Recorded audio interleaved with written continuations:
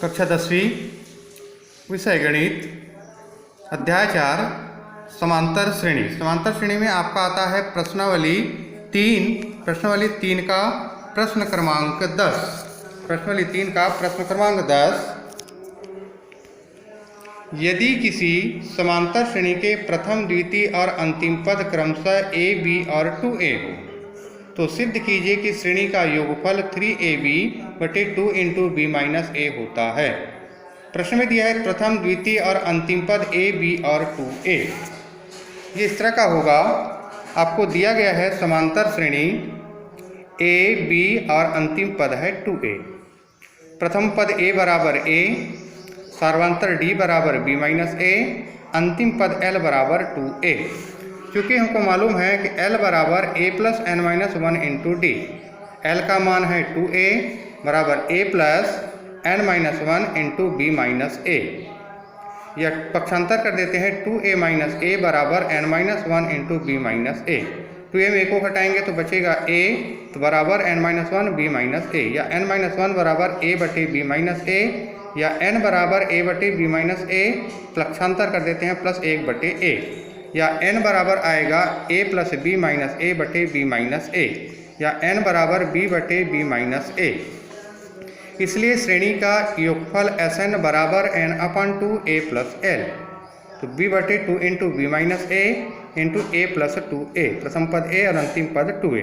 a और 2a होता है 3a, तो b बटे 2 into B minus a into 3a, या 3ab बटा हो गया 2 इंटू बी माइनस a। आपको सिद्ध करके लाना था। प्रश्न क्रमांक आता है 12वां नंबर। संख्याओं की उस श्रृंखला के प्रथम 24 पदों का योगफल ज्ञात कीजिए जिसका nवां पद an बराबर 3 प्लस 3n 2n दिया जाता है। तो दिया गया है श्रेणी का nवां पद an बराबर 3 प्लस 2n। n बराबर 1 2 3 4 रखने पर a1 बराबर 5, a2 बराबर आएगा 7, a3 बराबर 9। समांतर श्रेणी 5 7 9। ये इस तरह से प्रथम पद a बराबर 5, d बराबर 7 ऋण 5, a2 माइनस a1 ये बराबर 2, या n बराबर 24। तो n पदों का योगफल होगा Sn बराबर n अपन 2 2a plus n minus 1 into D. 24 बटे 2 इंटू 2 इंटू 5 प्लस 24 ऋण 1 गुणित 2। ये 12 हो गया कटाने पर, तो 12 गुणित 10 धन 23 गुणित 2 तो 10 धन 46, तो 12 गुणित 56 बराबर 672। प्रश्न क्रमांक आता है 14। 3 समांतर श्रेणियों के n पदों का योगफल क्रमशः S1 S2 S3 है। यदि प्रत्येक श्रेणी की प्रथम पद 1 और सार्वंतर क्रमशः 1 2 3 हो तो सिद्ध कीजिए कि S1 प्लस S3 बराबर 2S2। यह आपको सिद्ध करना है।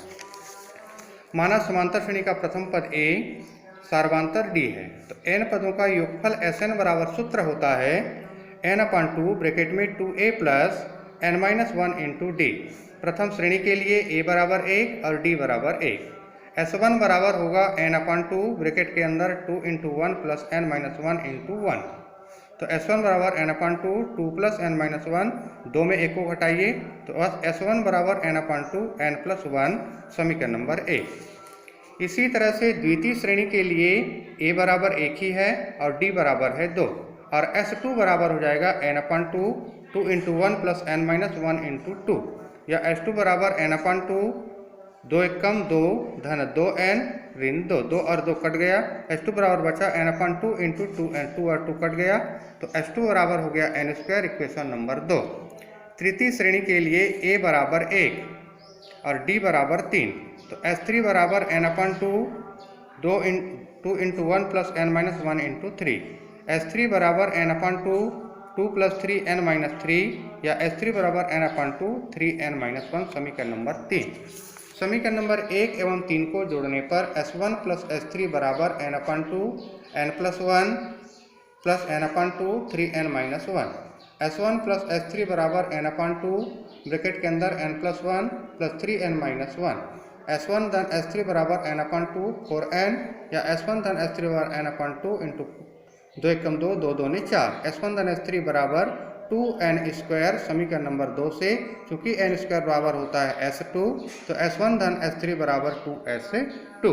क्वेश्चन नंबर 15 आता है किसी समांतर श्रेणी के n 2n 3n पदों के योग क्रमशः S1 S2 S3 हो तो सिद्ध कीजिए कि S3 बराबर 3 into S2 minus S1, 3 into S2 minus S1। माना समांतर श्रेणी का प्रथम पद A, सर्वांतर D और अंतिम पद L हो तो n पदों का योगफल Sn बराबर n/2 a plus l। n पदों का योगफल S1 बराबर n/2 a प्लस l समीकरण नंबर 1। 2n पदों का योगफल S2 बराबर 2n/2 a प्लस l या 3n पदों का योगफल S3 बराबर 3n/2 a प्लस l समीकरण नंबर 3। 2 में a को हटाने पर S2 minus S1 2n/2 a plus l minus n/2 a plus l। S2 minus S1 बराबर n/2 बाहर 2 into a plus l minus a plus l। S2 minus S1 बराबर n/2 2a plus 2l minus a minus l। S2 minus S1 बराबर n/2 a plus l।